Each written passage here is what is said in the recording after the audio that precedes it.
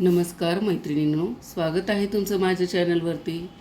चातुर्मास खूप जवळ आलेला आहे। आषाढी एकादशीपासून ते आपण कार्तिकी एकादशीपर्यंत चातुर्मास करतो आणि आपल्याला या चातुर्मासात असा प्रश्न पडतो की आता आपण या चातुर्मासात काय व्रत करावं। त्यासाठी आपल्याला मी एक सोपं आणि साधं व्रत सांगणार आहे।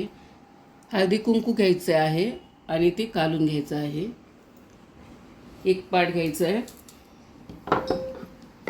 एक पाट घेतल्यावर त्यावर आपल्याला काय करायचं आहे, हळदी आणि कुंकवाचं, हळदीची एक स्वस्तिक काढायची आणि कुंकाची एक स्वस्तिक काढायचं आहे आणि आपल्याला त्या स्वस्तिकची पूजा करायची आहे।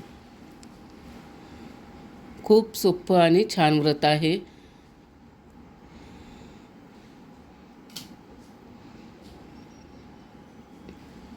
स्वस्तिक हे मांगल्याचं प्रतीक असतं। स्वस्तिक हे आपण कुठल्याही शुभ कार्यामध्ये, कुठलेही मंगल कार्य असो, काही असो, आपण स्वस्तिक काढूनच आपल्या कार्याला सुरुवात करतो।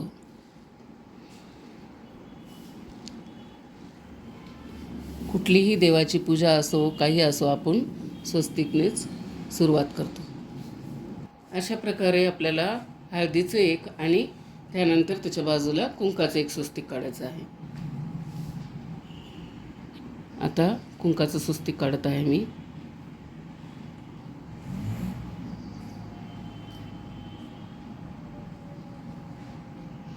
योग्य पद्धत स्वस्तिक काढायची पहा।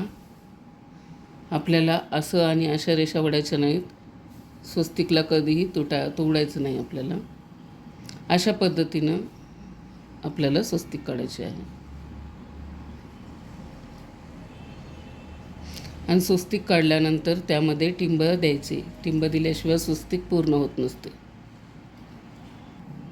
अशा प्रकारे आपल्याला स्वस्तिक काढायचे। त्यानंतर आपल्याला हळद आणि कुंकू वाहून स्वस्तिकची दररोज पूजा करायची आहे। एकदा हळद व्हायचे, दोनदा कुंकू व्हायचे। आपल्याला फुलंसुद्धा व्हायचेत।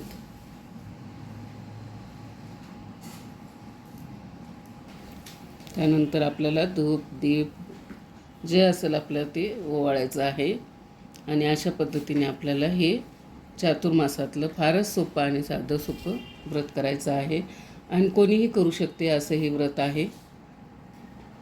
सर्वांनी करा आणि माझं व्रत कसं वाटलं, तुम्हाला आवडलं तर कमेंट करून नक्की सांगा। माझा व्हिडिओ शेवटपर्यंत ऐकलात त्याबद्दल आपल्या सर्वांचे मनापासून आभार।